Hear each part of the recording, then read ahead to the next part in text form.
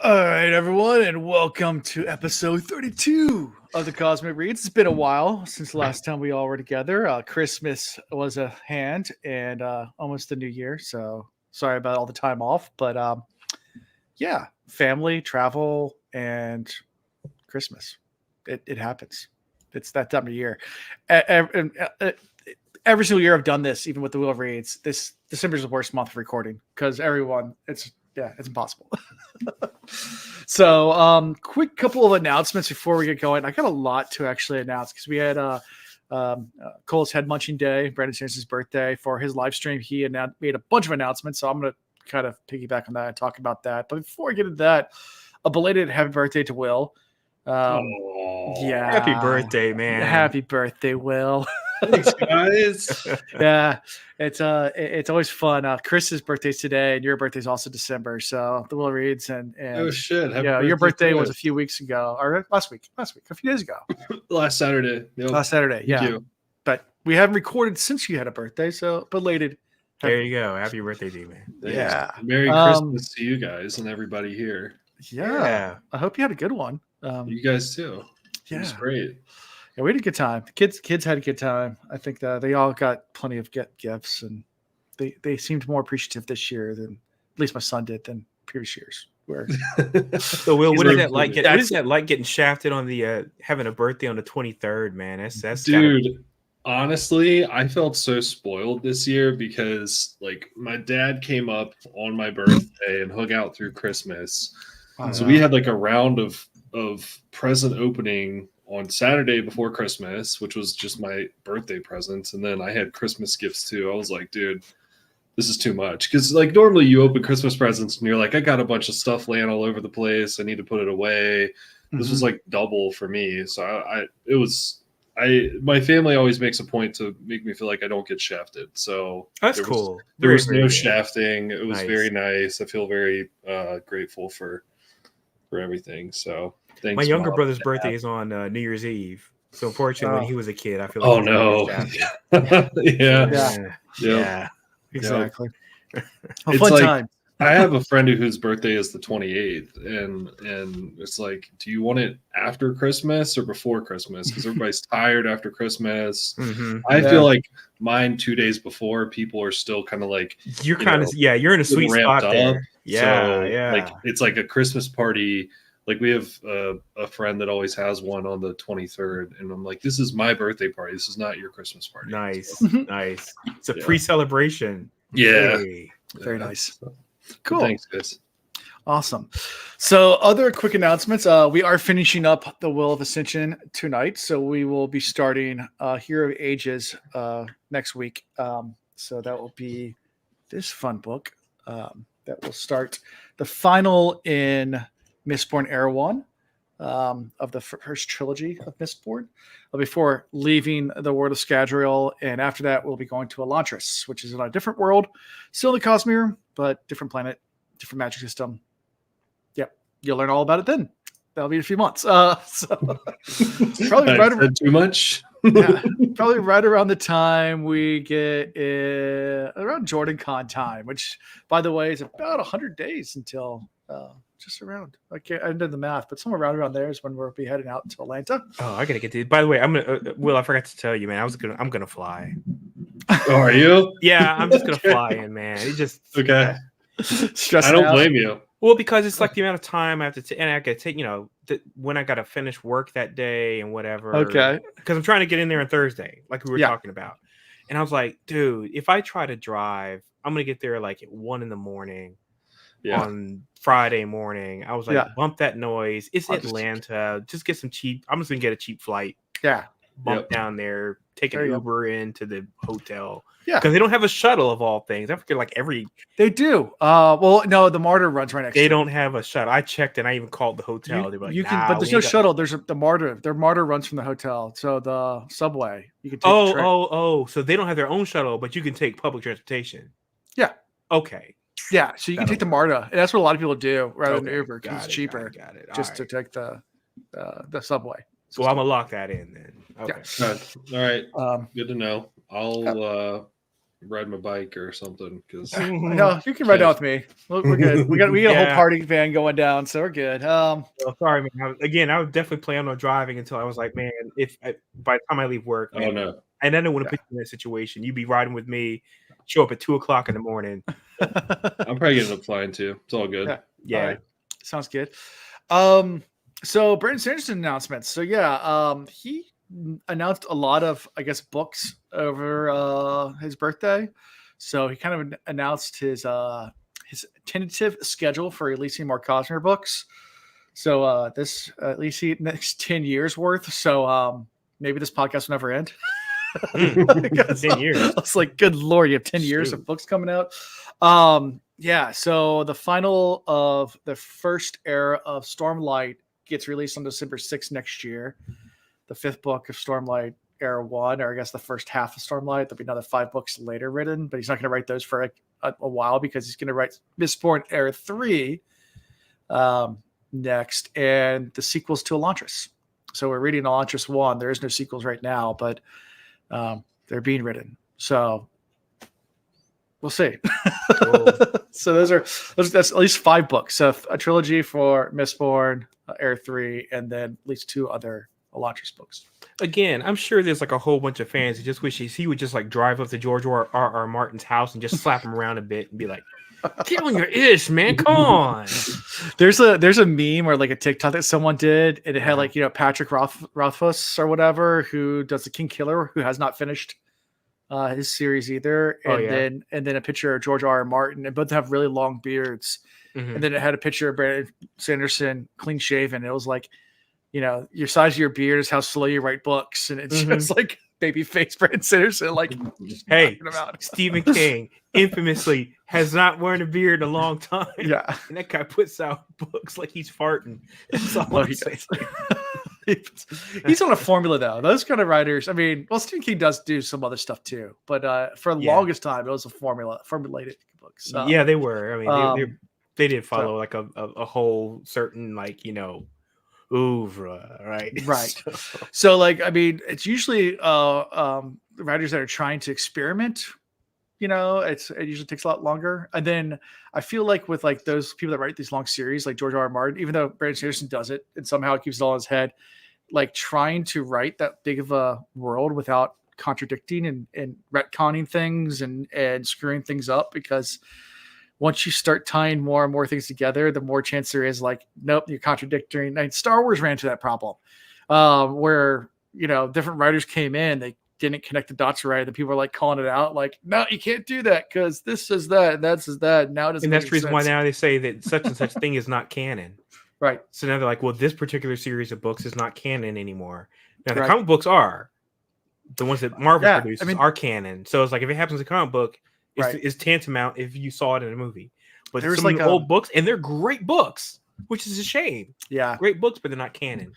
There was what was it? Sam, I can't remember his last name. Sam somebody. He's an actor, does the voice of one of the Star Wars characters. He has a famous interview where he like out Star Wars Dave Filoni. Oh, really?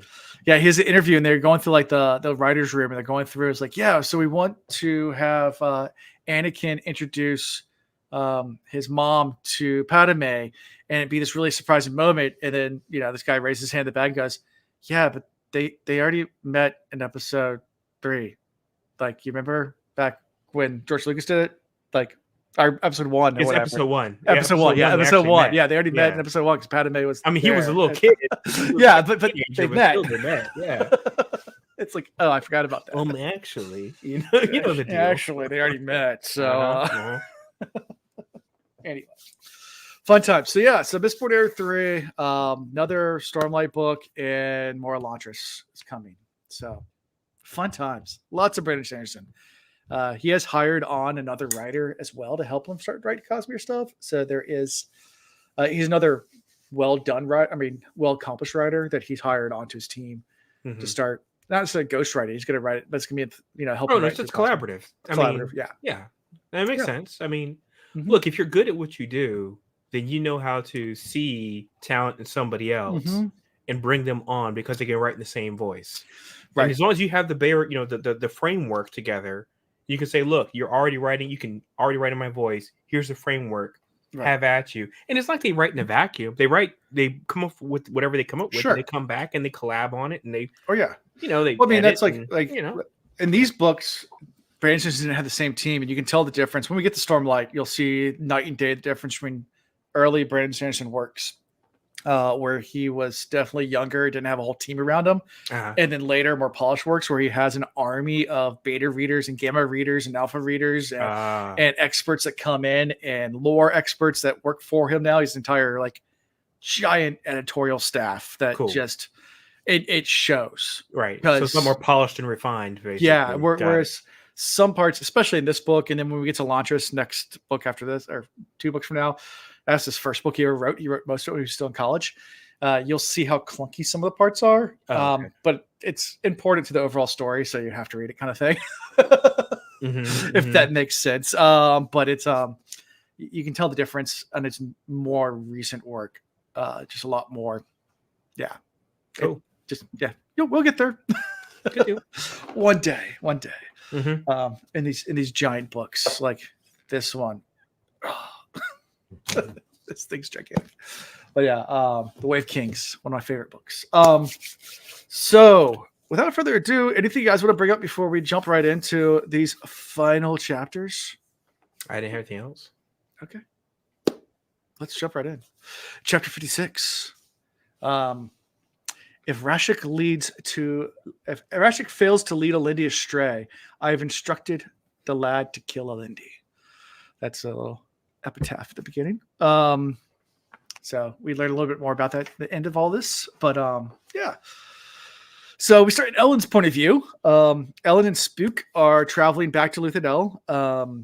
And the mist is everywhere. It's nighttime. They're traveling during the night. And Ellen's kind of thinking about like how does Vin do this? Like this, it's so thick. They can't see anything in front of them. Like, and in fact, at one point they actually says, he thinks he's being followed. So he's like, no, it's just Mist Wraith. And Ellen's like, what? And he's like, yeah, they're fine. He's like, and Ellen's like, I've heard they're harmless, but still, that's unnerving. He's like, yeah, who cares? Like, it's a Mist Wraith. You want to go see it? Let's go check it out. Like, it's probably just hoping that we drop something so we can eat it. Like, I don't know. It's just they'll follow us the rest of the time. And, so I don't know why you think that's so funny. I was scared. I was really scared. Terrified. I mean, again, a bag of antlers is following you in the freaking fog, and it's with like 6 arms and like one dragging like limply behind it. And it's just yeah. Nothing about that sounds like a good time. We'll say it like that. Just laugh it off. Just keep drinking and laughing, and everything's fine. Keep the tears inside. That's right. I'll put my pinky out on that one. So yeah. So as he's like peering into the mist, he's like, yeah. Sometimes it seems like you like see things in the mist. Like it's playing tricks. And have you ever guys like been through like thick fog, like on a boat or like out in the water, especially, but like even on a field or like going up a mountain? Yeah, walking through or hiking through, or I mean, driving's a little different because it's going by so fast. It doesn't quite play the same eye tricks as it is if you're moving slowly through thick fog. But yeah, you see stuff in the fog. Like, I mean, it's not really there, but your eyes. The human brain wants to find patterns. That's something that psychologists have found. Like, you'll see anything like, oh, there's a face there. Yep. There's not really a face there. Just humans will try to put a face there because we will try to make patterns out of everything. It's how our brains work. So if anything happens to fog, you'll get in thick fog and try to. So same thing's happening to Ellen right now. He's looking into the mist, thinks he sees things, and then he sees like a shape of a person. And he's like, that looks kind of like a person. And then it steps forward. He goes, it is a person. Right. And he's taken back. He's like, holy crap. Vince wasn't, I mean, he's just in shock from all this. So what were your thoughts about because last time we saw the Mist Spirit interact with Ellen, it tried to stab him. This is not having the same approach to Ellen at all this time. Skip the end. Let's start talking about this time right now. All right. So ignore the end part. Ignore the ending. Like you just read this part where he's it's pointing and trying to Doesn't seem to be that mean-spirited. It's very good at pointing. I'll say that. Even in the future, even in the next couple of chapters, you'll see it's a really good pointer. That thing should be called Ralph, because it's a good pointer. He just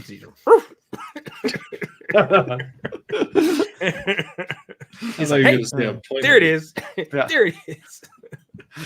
Yeah. But pointing a different direction away from Luthadel, trying to, points north. Yeah, I had a note though. It's just like, is it trying to lead them away from where they should be going? Okay. Is it a distraction? Right. Yeah, there's a whole bunch of unanswered questions in this book, by the way, which I kept waiting for something to get wrapped up, and I'm like, oh crap! I bet you he has saved all this stuff for the next book. He's dropped so many of these tethers and random things.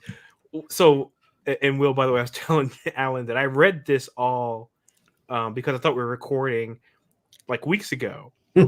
And we weren't recording, and I was like, so then today I was like looking at my notes. I was like, I don't know what the hell I was writing this note about. So I had to read it again. And so when I did it on the second read through, I was like, that's right, that never got resolved. Oh, that never got resolved. Hey, that never got resolved. And I was like, okay, he's putting a lot of stuff in his back pocket.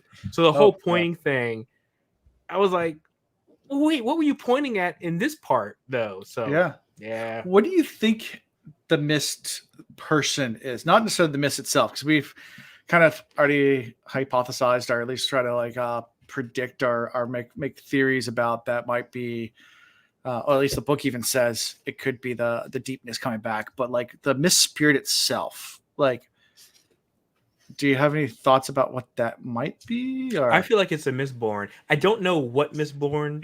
It's Elemantics powers. I mean, I feel like it's a Mistborn. I feel like we'll tie back into the Star Wars discussion earlier. I feel like it's a Force ghost. Okay.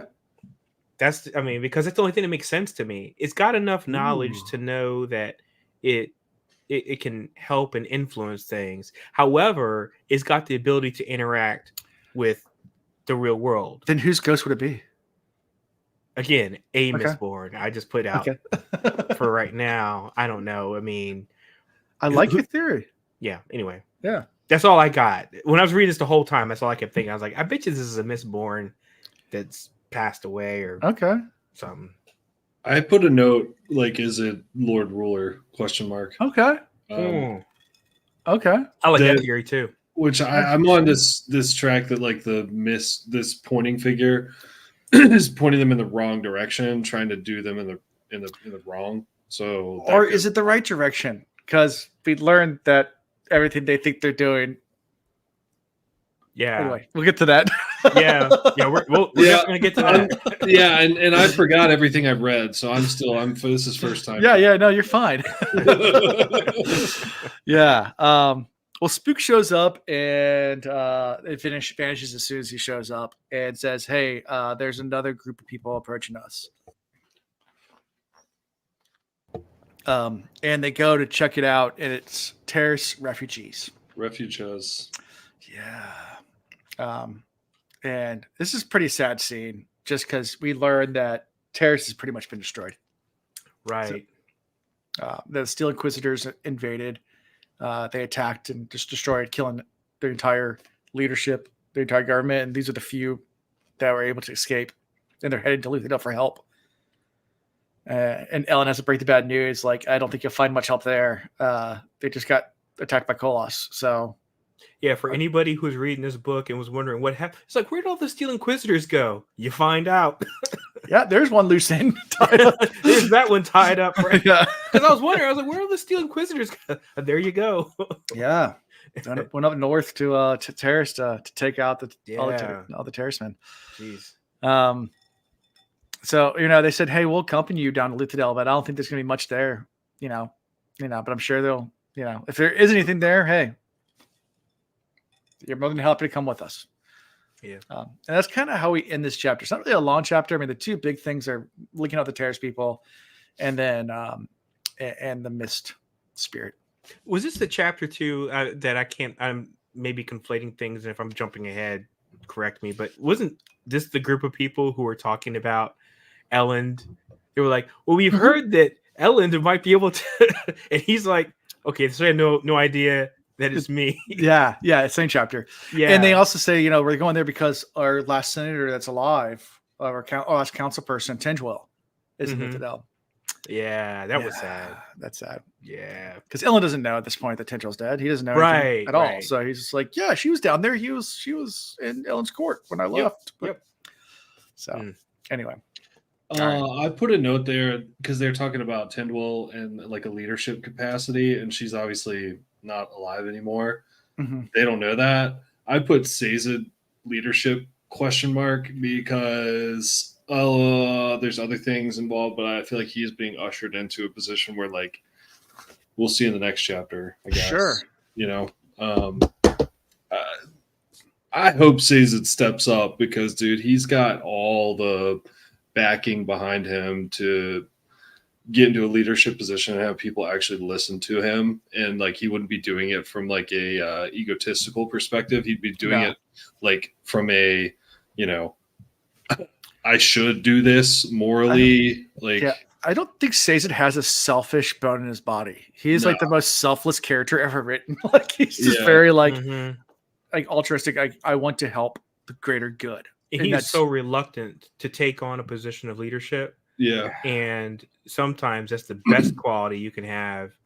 Well, I can't remember what that is, or it's like, the most humble person. Altruistic or altruistic. Yeah, the more humble you are, the better a leader you are, because you're not looking for the power, you're just trying to help. Right. And if you're like, okay, well, if I have the ability to lead people, I just want to lead people. I want to rule. I don't want to wield unlimited power. I just want to help people. And the best way for me to do that and have a voice is to lead them. Yeah, I mean, it's been proven. I mean, the greatest form of government that can happen is a benevolent dictatorship. Right. Which you love talking about this, Alan. I do. I love talking about it, but it's.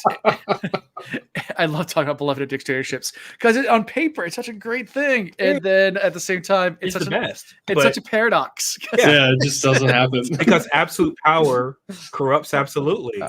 It's and throughout history you can find rare examples of close to it. But then their son takes over, and it doesn't happen generationally at all. Like, nope. Yeah. So, So I hope Sazed, jumps into that role. But that was the only note I had for this chapter. Okay. Well, yeah, I think we're all rooting for Sazed. At least I am. I love Sazed. Oh, man. Yeah, he's Sazed is awesome. 57. And I'm going to keep on reading these epitaphs, even though we skipped over a lot of them in this book, but these are short ones. So, and I think they're important towards the end. It is a distant hope. Alindi has survived assassins, wars, and catastrophes. Can't say that word now. Catastrophes. Thank you. It's okay. Let me drink some more whiskey. Hey, there you go. Loosen that tongue, baby. And yet, I hope that in the frozen mountains of Terrace, he may finally be exposed. I hope for a miracle. Wow. Okay. Maybe I'm not going to read these epitaphs. So I'm just going to keep on drinking. No. You need to go ahead and keep reading them. Catastrophes. Wait, the other day I was listening to some guy. He was trying to be like all in, just wax on with his circumlocution, his intelligence, and that Joker said epitome, and I was like, credibility. You mean, yeah, instantly, he lost all credibility. You say that, but like me, I'm actually. So you say that, but I'm actually dyslexic. So sometimes, like I see a word, like until I recognize the word, I'll just try to sound it out. I'm like, wait, that's not how it's supposed to go. I know that's not how it's supposed to go. I'm not going to say it like just now. When I'm reading this, I'm like, but he was trying to. Looking at the word, I know this word. My man was trying to use all the 50-cent words, and then he said epitome, and I was like, done. I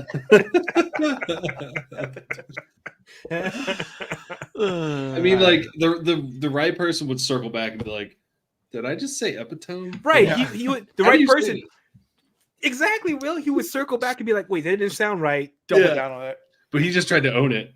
He just owned it. He was like, epitome. It's an epitome. It's a tome of ep. That's right. for all intensive purposes. Intensive. Those are some intensive. Yeah, So very those are called, intensive. and by the way, I learned this a couple years ago. Those are called egg corns. Are they okay? So Okay. egg corn, like an acorn, Uh-huh. is basically something that somebody has heard something. They don't quite know what the actual phrase is, and so they say their version of it, right? Okay. So like, if for all intensive purposes, it's like an egg corn Instead of intense and purposes. right? All those Because really intense purposes. Yeah. It's intensive, So, man. So the next time you hear that, there's your today I Egg corn. learned. It's called an egg corn. You know, someone on our last stream talking about words, and this one has been bothering me for days because it was just someone in chat, like not this stream, but the Will Reads was talking about the word crisp and how it's one of those words that when you say it, it moves from the back of your throat all the way out to the front, like crisp. Yeah, it really does. Yeah. Actually, crust kind of does too. Crust if you think is about too. it. It just doesn't do the Crust. P, but it's like crust. Crust. Oh shoot, that feels satisfying. Yeah, it does. You Crust. think something. It's got this nice end. On to chapter 57. And the lexicography lesson has now come to an end. Yo, I need a hoodie. Okay, I need a hoodie that's got the side profile of a mouth saying crisp or crust. Crisp. Yeah, Yeah, you just see the spit coming out. Oh, you know what you just reminded me of is remember those things in like on Sesame Street or whatever, and like the two people, and they would say two halves of a word. So it's like it would be like crisp,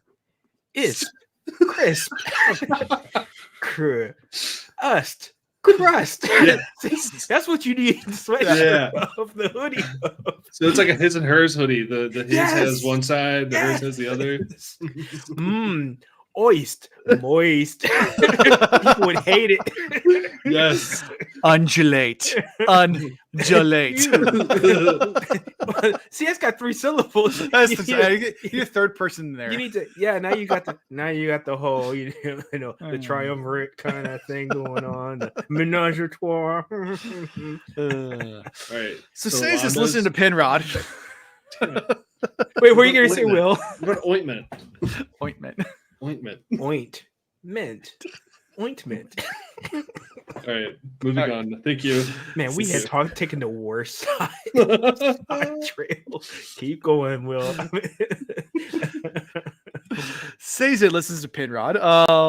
Set and Jarnal impatiently debate the future actions while Ellen's arrival and Vin returns to consciousness. That's how we start. All this is going on. Ellen's coming to the city. Say's is there listening to Penrod and Set and all the people talking debate about what to do next with all the aftermath of the Colossus attack. Say's it's reviewing the journals that he wrote along with Tindril. Also Ellen and Spook arrived with a group of refugees into the city. Obviously, the city is kind of janky at this point. This is the best way I can describe. What a scene to observe coming into the city. I mean, to see the Colossus, there's clearly been destruction, but they're outside the walls, and there's people burying dead, including the Colossus are involved in that. It's like that's got to be just like the most weird, off-putting thing. You're like, what the hell just happened here, right? Yeah, it probably is.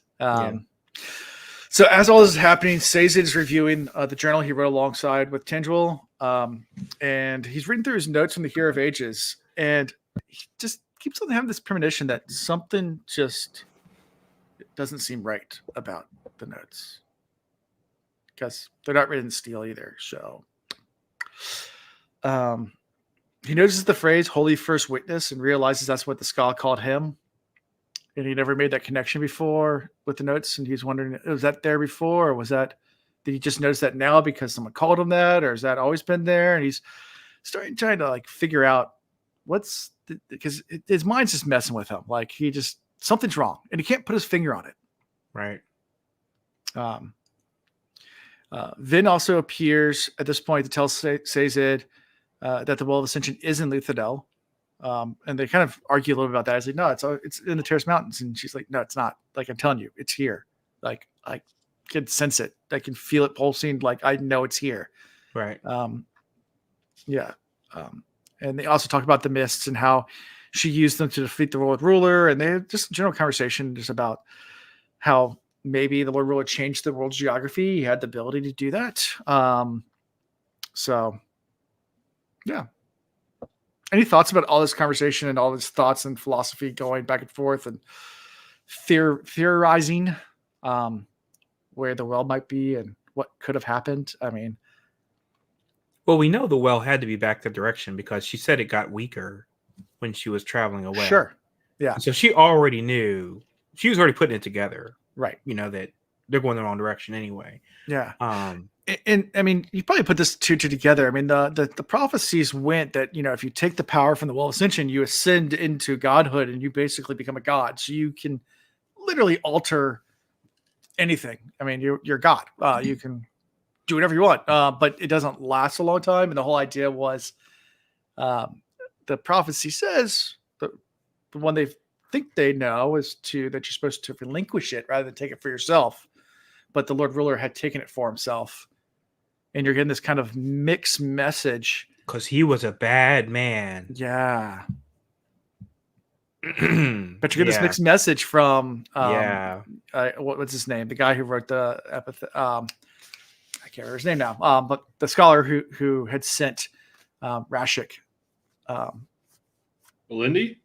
No, not Lindy. He sent Lindy too. Not a Lindy. The guy. I know exactly who you're talking about. Quan. Thank you, Quan. Yep. I knew it was a short name. Yeah. Yeah. So Quan had written also, you know, you find out towards the end, I'm jumping ahead now, but you find out towards the end that that the whole point was not to release it.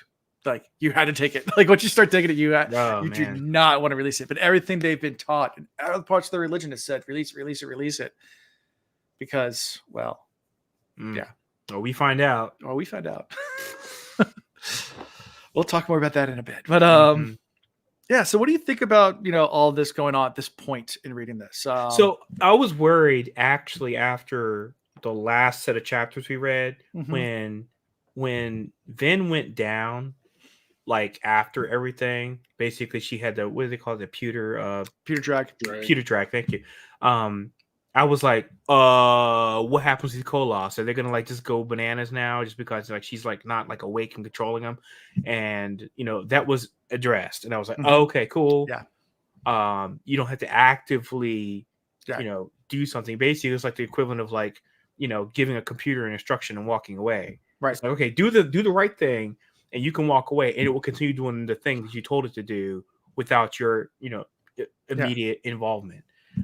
It's like Game of Thrones, you know, when Daenerys gets like the Sully, when she has the Unsullied, the staff or whatever. Oh yeah, she has full control of the army. Yeah, it doesn't matter anymore until they see her relinquish that to someone else. Right.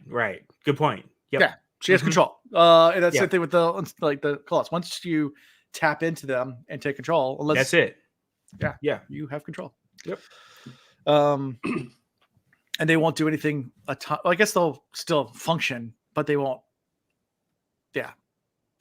Basic motor skills, I guess, and basic brain.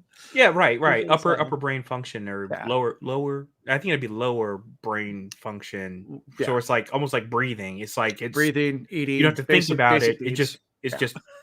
It's immutable. It will happen. You will do this. Yeah. Exactly. So but as they're having this whole conversation and talking about the Lord Ruler and how he could have shifted the world's geography, they're interrupted by shouts that the king has returned. So then we flip over to Ellen's point of view from Sazed. So anything from that before we go to Ellen? Nope. Not for me. So Ellen, Ham, and Spook are walking through the crowd on Luthadel streets. They meet up with Vin, who then tells Ellen he's no longer king; he's actually emperor now. Emperor, yeah, yes, right. And she's like, "Whoops, kind of elevated your status. Sorry, babe. And he says, you know what? Yeah, I'm gonna go ahead and stop all that stuff I was doing beforehand. I'll embrace it, because he was worried that he would be like upset with her for doing this, but he's like, no, I saw the error of my ways before, even though it's idealistic and I wanted to form this more perfect society where people had choice and everything like that. I've come to realize that maybe it's best if I do have some form of totalitarianism. What did you just say a few minutes ago? A benevolent dictator. Dictator, right? I mean, it kind of makes sense. I mean, especially when you're coming from. See, you can't do this whole like hard swing, right? From subjugation to democracy. Oh yeah, it's just chaos. It's always chaos. I don't know if America's learned their lesson yet, but we've tried to do this throughout the entire world over and over again, where we go and try to enforce democracies onto countries, and it doesn't usually end well. In fact, it just turns into like puppet regimes are permanent presidents with no other competition. because it automatically comes. It's like, hey, bonus. Here comes free corruption for you too, so that way you can have that you have to deal with. It happens every single time we try to set up a democracy with an organization or with any entity that has not been used to it. Right. That's an evolution that needs to occur. You can't just be like, okay, this is just dropping democracy. Good luck. Nope. Yeah, and almost every single democracy, democracy eventually has failed in the past. I mean, we're in an unprecedented time where like a lot of democracy in the world is working right now. But like you go back to ancient histories with Greeks and Romans and things like that. I mean, their democracy lasted for a little while, but they all fell to emperors and conquerors and dictators. See, one of the things though that we have, and I'm talking about the world as a whole, has so much more access to knowledge than has unprecedented amount of knowledge. You can be in like the most remote area of the world. I mean, using Elon Musk's Starlink, heck, you can get internet all kinds of remote places now. And once you get access to internet, you have access to unlimited amounts of knowledge and information. And so now what's happening is people are able to educate themselves about what works, what doesn't work, what's the history. You don't have to be told or given misinformation. If you go seek out misinformation, that's on you. But you also have access to unlimited propaganda and false. That's true. But again, it goes both ways. There's a double-sided sword. And that's absolutely true. But I mean, there's a reason why, an entity like, Wikipedia is self-monitored and self-regulated, but yet and still, for the most part, those who actually are the folks that run that try to do a pretty good job of those areas where it's important information, making sure that is not being corrupted. But there are some biases there as well. There are, because I am a moderator on Wikipedia. I love going out there and doing the fact stuff and have you. And I love the fact that we check each other all the time. We're like, wait a minute. Yeah, I remember I went on to Wikipedia. This was years and years ago, and actually updated one of the pages because there's a new article that came out from the World Wildlife Federation, and it was backed by a bunch of studies. And I was like, I went to Wikipedia just to check it out. I was on African elephants, and it was talking about how in certain sanctuaries, actually, Wikipedia said like all African elephants populations on decline right now, and that's what it had a blanket statement like that. And I was like, and I updated it with sources saying that like, no, actually, in some sanctuaries, they've been able to turn that around and everything like that. And I wrote it out in a certain way that made it. And I got an email from a moderator and says, no, all elephants are on decline. I was like, yeah, but they're not. And it was like, but that's not our agenda. I'm not sure if that's their agenda, but they wanted to get the point across that elephants should be saved. And I was like, that wasn't why I was updated saying elephants should be poached at this point. That's not why I wrote it. I just said you're not factual. So I'm trying to make it factual. Like one of the things my wife has said for years, and I've always felt like it's one of the smartest things that she has said, and it's true, is never use terms like all, every, or never as absolutes, because rarely can you really say it's an all, every, never situation. There are exceptions to almost every rule. So you'd be better off saying in almost all cases or something like that versus, saying all or every or and this never happens. It's some of the moderators don't check other things because I think it was about 6 to 9 months before someone finally caught it. I was Walter Cronkite's best friend because I went ahead. This is early as Wikipedia. In the trivia section, Alan Witt Jr. from Newport News was Walter Cronkite's best friend on Wikipedia. Nice. 6 to 9 months before they finally changed that. The very bottom. Yeah, it happens. I just wrote it in to see what happened. It lasted for a while before someone finally took it down. I mean, it depends on how popular a page is. Yeah, it depends on how far down it is. Yeah, no one reads that far down.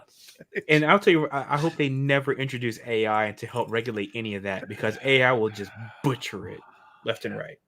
Oh yeah, AI is a whole different thing. Anyways, so back to governing. We are emperor now. Sazed notices also at this point. This is where Sazed notices a ripped piece of paper with his handwriting on it, and it says, "Alindi must not reach the Well of Ascension, for he must not be allowed to take the power for himself." And he was wondering why Quan thought that, since it contradicts everything else Quan said. Like why is this one piece of paper thing that's ripped off say something completely different than everything else Quan has said? Like, yep. Interesting. So Vin leads Ellen and Hammond and Spook towards Critic Shaw, where she believes the Well of Ascension is located. Ellen observes the mist being pulled away from Vin, which which beforehand the mist had started to go towards her, and it's kind of almost like what happened with Zane. The mist were pulling away from Zane as well, but now they're pulling away from Vin. Yeah. Vin seems to think that the well is pulsing more strongly, and the power is about to reach its maximum capacity, and they have to hurry to get there. And they all get to where the door is. She figures it out. It's an allomantic door. Which is an interesting way of hiding things, You have to use allomancy to pull the door out. Well, basically, you have to blow it up. Yeah, pretty much. Yeah. And while this is happening, Stacey's reading again through Quan's notes and the observations.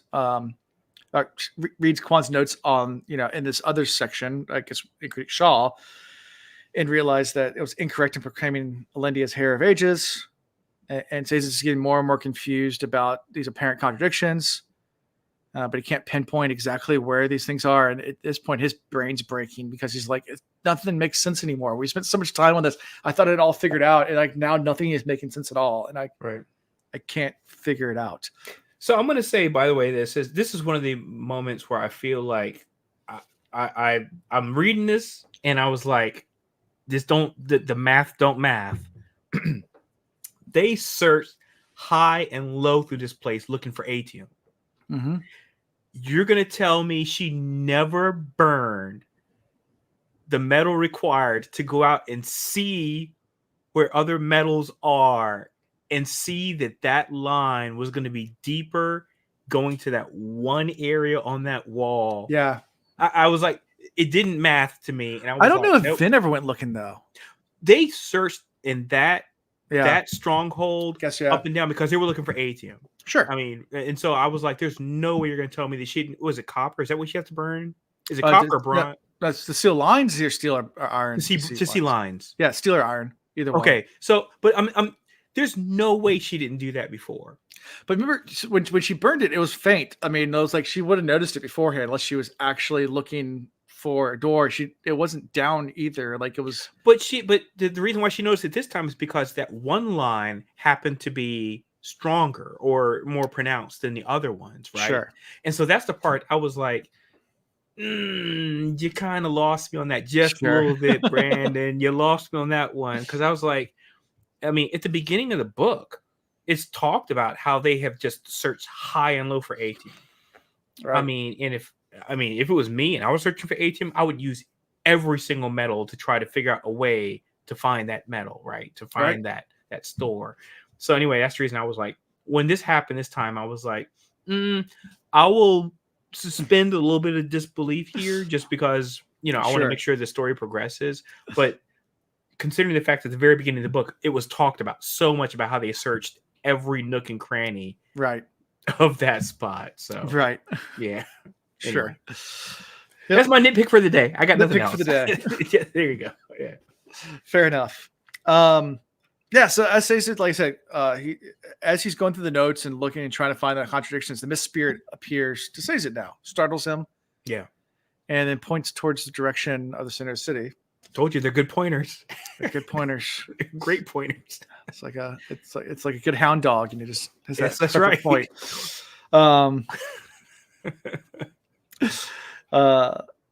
Yeah, and Sazed just says it might not be a good thing for Vin to go to the well. So he decides that like there's too much uncertainty with all this contradictions going on or whatever.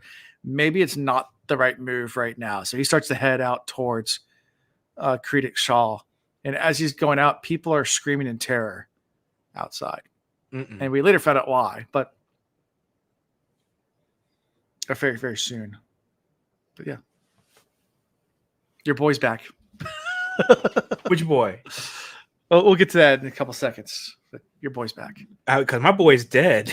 Oh yeah, that boy is dead. Yeah, Will's boy is back. Someone else, a couple episodes you asked, where's Will's boy his... is like he's like the main dude now, right? Yeah, there you go. Dane's going through some shit right now. Oh yeah, that's true. That's true, man. This guy. I mean, imagine being in a situation you've been writing all this stuff down, and all of a sudden you feel like your notes aren't even your notes anymore. Well, and then you lose the love of your life. Oh my god, dude, this guy's going through some things. I feel like what the fuck is real life? He's about to snap and just destroy everybody. Sazed is going through like a Beautiful Mind, Russell Crowe right now, where like nothing's real in his head. He's like, yeah. You got me on that one. You're just gonna show up in an insane asylum, like, oh god, I'm crazy. And they go to his shed, and there's just like lines drawn everywhere. And he's like, I don't know what's going on anymore. Nah, you're just batshit crazy. Yeah. Yep. So yeah, Vin, Ellen, and Hammond and Spook, they find the storage cache, tons of food, and a map of the Final Empire etched in metal. With Statlin City circled in it. So they find this room outside of kind of as they're going down. It has tons of food, and some looks like almost like a bunker. And they continue to search for the well. Another loose end, by the way. We never find out what the deal is with that Statlin City. We don't find out what's going on with that. It's highlighted. We don't know why. Yep. Right. It sounds like sure. Yeah. Yep. Whole bunch of cans of pork and beans down there. Oh yeah, all of it. It's a bomb shelter. That's all it is. Yeah. It's a crazy it's a Y2K shelter. Is what that doomsday is. bunker. Yeah. I want one of those.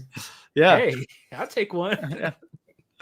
You can just build a nice little panic room. One of those, and yeah. I literally want one.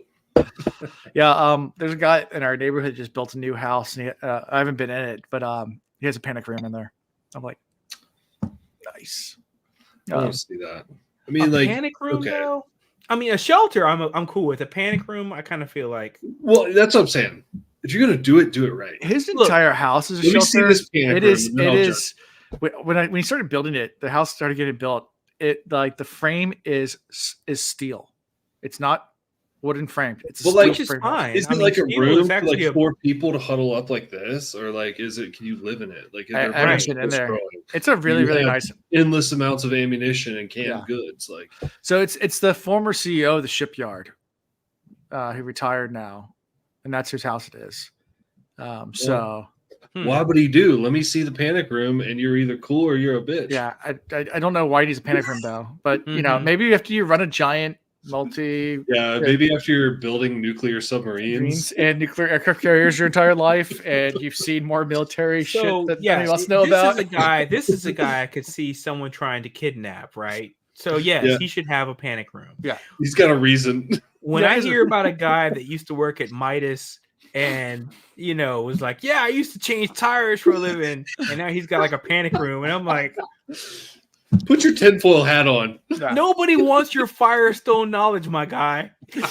Yeah, but he used to run the company that built every single aircraft carrier for the United States. He's got knows nuclear stuff. knowledge and nuclear He codes knows up in things. here. No, He built a house in Hilton. Why the fuck is he in Hilton? Now that's my He's question. Here.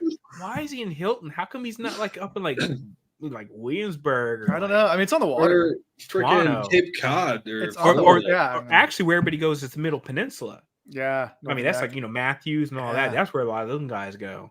Got all that waterfront property.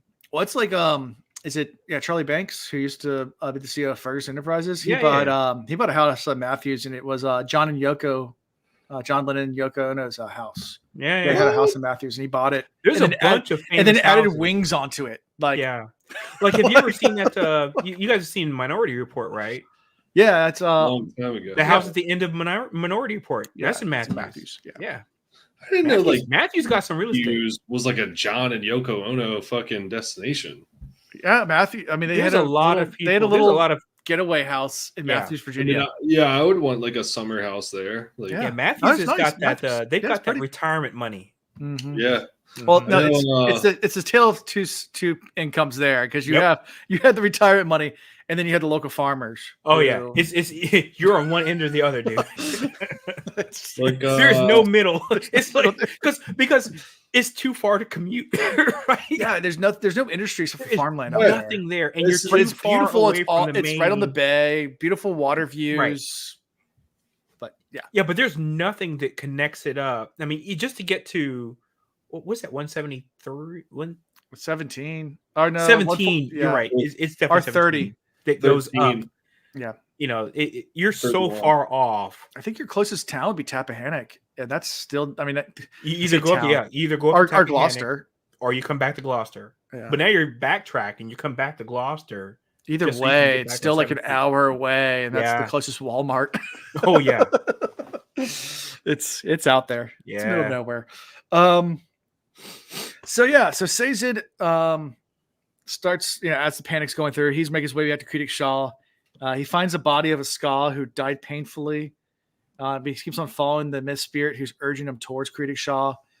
And Sazed kind of asks the spirit in kind of a way, did you kill? And the spirit somehow denies it. Like, no, it wasn't me. It wasn't me. Did you see me in the shower? It wasn't me. On the counter, it wasn't me. So Sazed keeps as the spirit stays outside the mist, in the mist. He doesn't go into Creedic Shaw, but Sazed keeps on going in. And as soon as it comes to the room where the door would be, we see her old buddy, Marsh. Which I was wondering where the hell this guy has been the whole book. That's what I'm saying. Your boy's back. It's not your boy, but the guy you've been asking. Book. I'm like, he was like, okay, well, you go ahead and head on, Sazed. I'm gonna keep up with you. I'll catch up with you, my guy. I was like, how slow are you walking?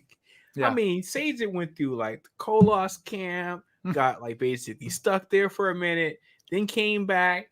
The attack happened. His lady love got killed. I mean, and I'm like, and Marsh is like, I guess that Joker is just like, he's riding on like a one-wheeled scooter. He's just taking his sweet ass time. And I'm like, Marsh, how long does it take to get And then I was like, okay, you're sus, my dude. You're sus, the whole thing. And then he shows up in this chapter, and I was like, yeah, this is sounding just about right. Yep. So he sees Marsh. He's like, Marsh, it's you. And Marsh is like, stay away from me. I can't control myself. And he's like, what do you mean? He goes, I don't know why, but I have to kill you now. And he's like, what? Like, Marsh, it's me. It says it. What do you mean? It's like, I can't control it. Like, I have to kill you. Like, and Marsh goes straight into attacking. He immediately pushes on, says his arm bracers and slams him against the wall. Tries to disarm him as fast as possible and goes into full attack mode. And that's how we end this chapter, with Marsh going crazy and no explanation besides the fact of something's wrong with him. That's all we know. What were you getting ready to say, Will? I just pictured Marsh in a hooded gown, all black, grayed out, smoke coming off the back. Just this is how he moves. Like the last time Sazed and him interacted, he just hovers. He just hovers around the earth and real slow. And now he's here. He got where he was trying to go, but he missed a lot. That's for damn sure. I know. This Joker came in. Go ahead, get your gift ready. But this Joker came in, popped in like the Spanish Inquisition, though. Without question.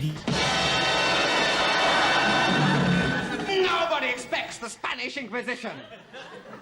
There it is. He popped in just like that, though. I mean, he was like out of nowhere because no one's seen hide nor hair of this guy. And then all of a sudden he pops in and he's just like, hey, didn't think you see me, did you? And I feel, Alan, I feel like you're kind of overselling it. He's very subtle with the way he's kind of making it seem like that he's like being controlled by something else. Yeah. It's not like he's like, I don't know what I'm doing. As much as like he's like, I don't want to do this, but I have to.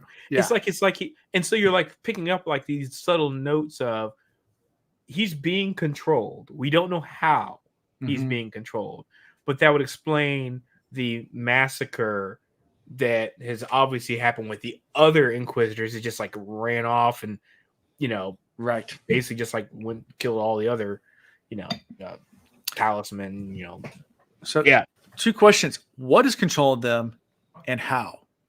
Look, we saw Vin take over all of the Kolos. Entire army. So right now, none of that seems out of the realm of possibility. We don't know what the Lord Ruler was able to do, right? Sure. And we also don't know who also has that capability. Because the Lord Ruler was the one who was able to control the Kolos, but so can Vin.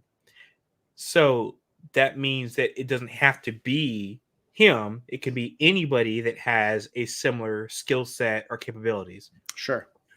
These aren't the only people in the world. I mean, they're not the only Mistborns in the world. Yeah, she has exceptional powers. Anybody who has exceptional powers can be in that same situation. I mean, our boy Emo Zane had crazy capabilities too. He could have probably did the same thing if he wasn't off of his rocker, right? Well, no, he wasn't insane. Remember, that's last voice. The funny thing is, he never. That's right. Insane. Yeah. See, another dangling thread that never got tied up. By the way. Well, we got this coming. All right. So I know, but. So that's where we end that chapter. So you guys ready for chapter 58? Yes, let's go. All right. So we jump back to Vin, Ellen, Ham, and Spook. They find the second large cavern. And there's a whole lot of smoke in there, and there's some light at the end, so they go towards the light. You don't go through the light. Yeah, just always go towards the light. Always go towards the light. Okay. And that's a little quick scene where we start, and we flip back to Sazed, who is severely injured by Marsh. He says he has, I guess, a broken rib, a broken arm. He's been pushed around a lot. And Marsh just picks up the pouch that Sazed dropped and uses a steel push on the metal rings to embed them all in Sazed's flesh. And like Sazed's looking rough right now. Like this is rough for Sazed. Right. But that's actually a saving grace because he pushed all those rings into Sazed. Sazed realizes that one of those rings that he got pushed in to him has something special. But we'll get to that after because we're flipping back and forth. So I'm getting ahead of myself too much. So we flip back to Ellen again. Ellen follows Vin towards the source of the light, and they find a glowing white pool, the Well of Ascension. And Vin's just at this point worrying because she doesn't know if she'll use it properly. She's kind of second guessing herself, doesn't know what to do. And, but Ellen's reassuring her, like, you'll whatever you do is going to be right. Like, we got to do this. And, importantly, also, Ellen does find a little small bit of metal embedded in some clay, some broken clay on the side too. That's a important note towards the end, but right now it's just kind of like a throwaway thing. Like, okay, and he notices that like most of the clay pieces look like they're like broken haphazardly, but one piece looks broken differently than the rest, and then that one piece looks like it has something embedded in it. So it's like a special piece of this broken Yeah. Broken 5th grade art project. Yeah, exactly. Yeah. I mean, I remember making clay stuff when I was in 5th grade, and it pretty much got broken within 3 days. Oh, hell yeah. Funny enough, my son has an art project, which is now sitting on my desk because nostalgia, but it's terrible. I ain't gonna lie, it's terrible. I want to break it sometimes. I'm like, oh, whoops. It's funny. I remember taking art in like middle school, and art is so subjective. Because like I remember I worked really hard on this one piece, and I wasn't a great artist, but I worked really hard on it and tried to get it right. And I remember I got like a C or something on it, and I was like devastated. Like in middle school, I got really good grades, and I was like, I worked so hard on this, and like so the next time I had a project, it was like to do a sculpture thing, and literally I took like a 2x4, I took another piece, I nailed it together, and threw some paint on it in 2 seconds. It's like, here's my project. I don't care. It's just like, this is magnificent, A+. And I'm like, this is why I hate art.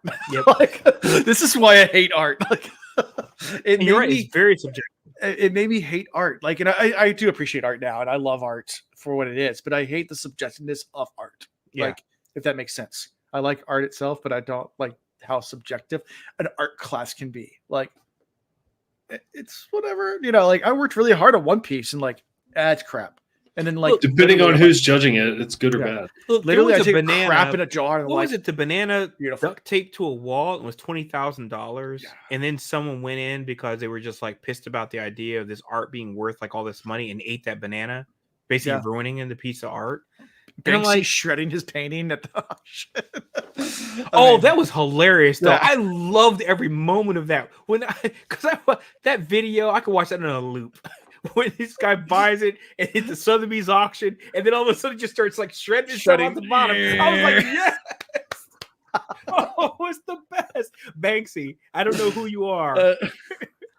But tip of the hat to you, sir. Love what you do, sir or ma'am. I don't know. You could be a lady. Who knows? Yeah. It's a class act there. That's a classic one though. Yeah, I love that. Yeah. Anyway, yeah, so where are we with things? Yeah, so he finds the bit of metal on the disc of clay, and we switch back to Sazed again.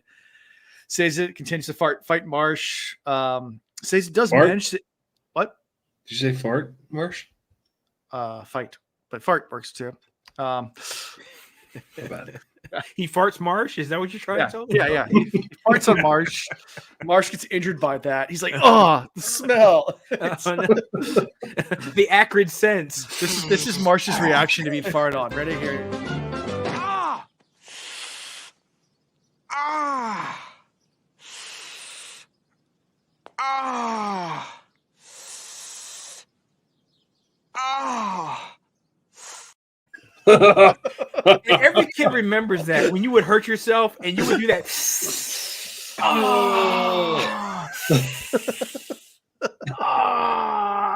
Yeah, everybody remembers that. That's Marsh right now from being hurt by the fart. Yeah.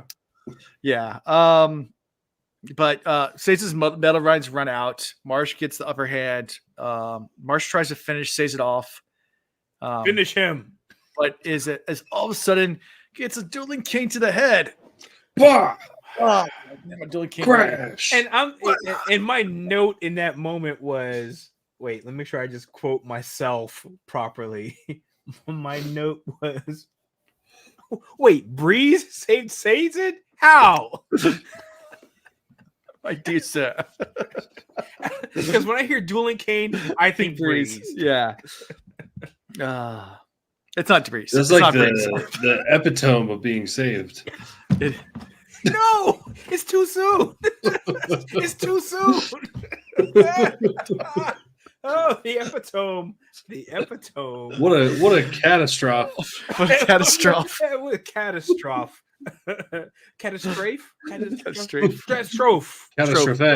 Catastrophe. All right. So he gets cracked in the skull. We switch back to Vin and Ellen at the well. The Mist Spirit shows up again, like really frantically trying to get them to stop everything they're doing. And Vin's like, I don't understand what he's trying to do. I don't get it. And as Vin's getting ready to grab the power and release it and do that thing, the Mist Spirit just hauls out and stabs Ellen right in the gut. Like, dum. Did not know he was going to be able to do that. Don't do it. I was like, wait a minute. You can actually do things like interact with ethereal. No. Yeah. Well, we've seen where Vince blocked his blows before and actually hit solid. Like, yeah. So. Yeah, but I felt like that could have been a mental thing. Okay. I mean, up until now, I kind of and Vin's mental state at times is like you just don't know what's going on. She doesn't even know what's going on, right? Yeah. Because Vin's still trying to figure it all out. Mm-hmm. But that moment, Ish became real. Oh yeah. Right? I mean, the gut slice. I'm like, oh no, that's like that intestine ripping scene in Hannibal, the movie, and it's like, oh, guts fall out. Yep. Yeah. Not looking good for Ellen at all. I mean, it's a mortal wound. Like it's it's you're gonna die. Yep. And painfully, by the way. Yeah. And then at that point we flipped back and Marsh falls unconscious because good old Ham with the dueling cane had come to save the day because he came back up from the well and found Marsh up there and was able to whack Marsh across the head. And yeah, Sazed and Hammond continue downstairs to try to find Vin. Back to Vin as Ellen's lying dying. Vin decides that her only chance is to go walk into the pool and, and maybe this is the way to save Ellen is she could use the pool to save Ellen. She could take the power for herself and save her boy. So close. But she keeps on remembering what Sazed had told her, that you have to release it. And she's like, my heart wants to save my husband. Everything else says that's the wrong thing to do. I need to release the power. The voice to talk about the greater good. So she goes with the greater good and releases the power. And Sazed arrives too late to stop Vin as Vin is throwing the power out of the well. And she removes her earring in a flare of pain, feeling like it's on fire. And a voice tells her that she knows what she must do. The voice is across the world. The voice says, it says the deepness is the killing mist, and it has returned now. And as she releases the power, lets it go, she hears a voice boom. I am free. That is the equivalent of Dave Chappelle in that scene where he says, "Gotcha, bitch!" Yeah. He runs off. That's literally all I can think of the whole time I'm reading this thing and read it twice. And I was like, that's literally what it did. It was like, I'm free. Give me that power because I'm going to go ahead. I'm going to save everything. We got the deepness. We got all this stuff. Gotcha, bitch! And I'm like, oh, no. Yep. He got us all. Mm-hmm. We don't know what it is. They don't know what it is yet. Yeah. I will tell you this much. Its name has been mentioned. I'm sure it probably has. Yeah, already. Yeah. But but it's whatever it is free, and Vin gets a sinking feeling that it's not good, whatever it is. And of course, this whole time we're all thinking the same thing, which is why did the spirit slash Ellen? That's all we could think in this moment, right? I mean, everybody's like, wait a minute. Well, why did you do that?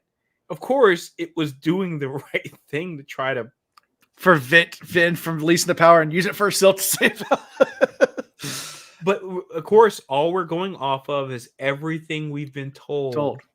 From all this manipulated prophecy, which of course we're going to find out in a few seconds. Yep. When we get to this dumb moment, here we go. Yeah, exactly. So chapter 59, Vin holds Ellen as he's clinging for life. The well's completely drained at this point. Everything's gone. All the liquid's gone out of it. Yeah. And the Mist Spirit returns and urges Vin to get the metal bead that Ellen had picked out. And she's just like trying to figure out like what's the big deal? Like I can't. And she's getting ready to ingest it herself. What? She was getting ready to ingest herself, and then Miss Spears like, no, not in my house. Yeah. And, tries to point at Ellen, like, give it to Ellen. Give it to your man.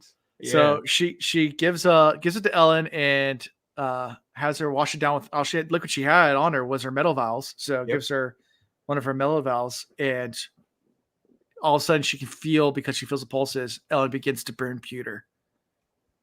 Yep. Wow. Wow. Yeah. That was an Owen Wilson. Wow. Wow. Wow. Wow. Wow. Wow.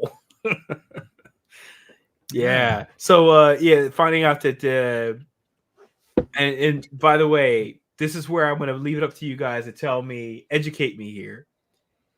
Did it make him Mistborn, or like unlock Mistborn capability in him, or was it always there latently, and then he, in a moment of crisis, it awakened? Had he ever eaten metals before? Raffo. Okay. That's cool. And I'm fine with that. Raffo is always an acceptable answer as far as I'm concerned. Yeah. Because at least when you tell me Raffo, at least I know it's coming. Yeah. Versus when people are like, yeah, you'll get a full explanation of all of it eventually. Okay, cool. Like I said, this book has a lot of answers in it. Cool. All right. I think you'll be satisfied with a lot of it. So I mean, it's a short chapter. It's just basically Ellen eating the bead and starting to burn pewter. So then we switch to the epilogue, right? Which is Sazed. He goes back to the conventicle of Saren, where he first did the rubbing of the metal plate, and he realizes that his writings and the plate do not match at all. This Joker, and wait, rubbing, by the way. He took a rubbing of that thing. He didn't write it down and possibly misconstrue it. He took a rubbing. He put that paper up against it, like rubbed it so that way it was an exact, replication of it. And it's been changed. And that's when it became spooky, right? I mean, when it's like it doesn't match up, and it's like, dude, all he did was just like literally rubbed. I write these words in steel because anything not set in metal and they cannot be trusted. Sanderson's been saying that since the very beginning of this book. Yeah. He's like, do not trust anything that's not written in metal. And I'm like, now we know. Yep. So the metal plate states, Alendi must not reach the Will of Ascension, for he must not be allowed to release the thing that's imprisoned there.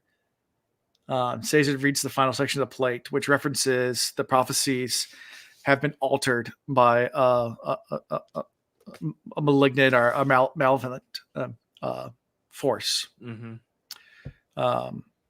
That caused Alendi to release the power of the, and because the prophecies were written, that's why Alendi was going to release the power, and Quan had figured it out and had put Rashik there as a contingency plan to prevent this from happening. Rashik, I'm going to put you in place to kill. And if he gets there and he'd kill him. Yeah. And then so Rashik was informed to take the power for himself, to not do this, to prevent this thing from being released. Right. At this point, Sazed just loses faith in everything. I mean, just cue the REM. That's me in the spotlight, losing my religion. Yeah. And just nothing matters anymore. What a banger of a song. It is. REM's got some hits. Also has some duds, but it has some duds. But that's a banger of a song. It is a great song. So loses faith in everything ever written, all the terrorist religion, everything that he possibly can know. None of it matters anymore. It can all be corrupted. It all was corrupted. All the prophecies are wrong. Yep. Everything he's ever known. Like, it's your entire worldview and your entire life's work just completely shattered in one concise moment. And as a scholar that's devoted your entire life to being a scholar, like, this is devastating. Like, look, real talk. This is, I mean, and bringing it back to real world, when people found out about all the stuff that's going on at the Catholic Church years ago, this is the same thing was happening to a lot of those people. When it's like, when you have evidence and proof that this was going on, not only were there people that were doing bad things, but it was being covered up. They're like, I can't trust any of it now, because now Right. all of it's become suspect because you've done everything to like hide, quell, and suppress that information. Right. When you cannot trust the information you're given by the folks who are in charge, this is what happens. You lose complete faith. And that's the reason why one of the best things to do is to just always question everything. Right. It doesn't mean, you can't have faith in something, but don't be afraid to question your leadership. Don't be afraid to question what's going on and be like, hey, this doesn't sound right. This doesn't sound legit, whatever. Right. And that's where he is right now. He's going to question, because, think about how many religions he has up in this brain of his. And now he's like, all of it is now tainted by the possibility that someone has corrupted all recounted something to him that was modified by whatever this force, I'm going to call it the force or entity is. Sure. Right? So, yeah, that's rough. The new big bad. Yeah. Which gives, it's one of those things, we talked about this the first book a little bit, and like I kind of hinted to it a little bit, but like when we're talking about the Lord Ruler being the big bad, and I kind of said, yeah, he didn't rule well at all. There's nothing that says the Lord Ruler was a good person. Oh, he was harsh. He was terrible. Harsh. But to him, the ends were justifying the means. Right. And his calling and his purpose for staying alive and doing what he was doing was for the greater good, if that made sense. And honestly, like, this is where you can kind of take a back page and say, like, well, he was so horrible. Well, no, he just let horrible just happen because he didn't care about any of that. Right. Like, that was beneath him. So he let the Steel Inquisitors do their thing and let the noblemen do their thing and let all these people be subjugated, and because he didn't care. It was completely beneath them. So he got the blame for all that stuff. Like it was his, but at the same time, looking back, it was, he just didn't care. Like there's a more important thing going on. We knew there was something more going on because I always go back to his final words. His last words were that you doomed us all. You have no idea what you're doing and what you're unleashing on the world right now with my death. And I mean, look, he's dying. In that moment, he was dying. He was not trying to say that to be like, oh, well, save me. No, he's just like, no, he was like, I'm about to be out and you don't know what you just did. And I'm like, oh, that's scarier than anything that he could have said in life. A guy coming to me like, I'm gonna beat your ass. It's like, okay, sure, whatever. But a guy dying and saying, you do not know what you just did. Be scared. Yeah. You just doomed us all. Like, yeah. Sorry. Like, I was just trying to keep us alive. Yeah. He's like, I'm just trying to keep order. I'm just trying to keep order, right? The world. Like, that's now you're fucked. Yeah. Now you're fucked. Yeah, exactly. So we switch to the final scene is with Vin and Ellen back on Luthadel Wall. Vin tells Ellen that she's made a disastrous mistake, that she's freed something that was trapped in the well. And she fears it may be worse than anything the Lord Ruler had ever done. And Ellen reassures her that they will survive nonetheless, going back to the words of Kelsier, survive. It's the thing he used to say all the time. Survive. Yeah. And that's how we end our book 2 of Mistborn. Right. The Well of Ascension with Survive. So final thoughts on all of this. It's a lot to take in. And like Alonda was saying, there's a lot of unanswered stuff going on, obviously. This is a huge cliffhanger of a book. More so where like book 1's written, where it's like wraps up, the Lord Ruler is defeated. There's kind of a cliffhanger, but you could have that as a standalone book and it could be done. Mm-hmm. A lot of times when you write trilogies, like the second book always ends up kind of this way where, look back to any trilogy, like Empire Strikes Back. It's the somber, there's no victory at the end of Empire Strikes Back. Everything's falling apart at that point. Holland's ticking. It's, the Empire rose back to power. I'm going back to Star Wars references, but like that's a very common theme when you write trilogies. Is the second book usually has a no dour. No conclusion because you have a third book coming. Right.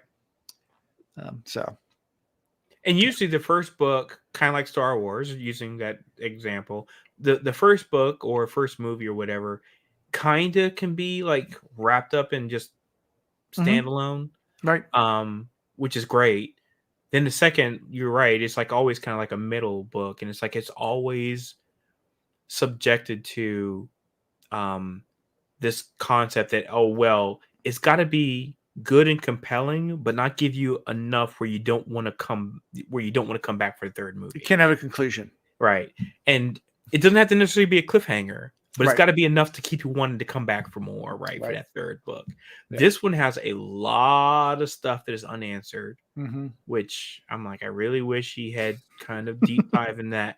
I am, and I said this, after reading the first book, and I said this at the end of that book.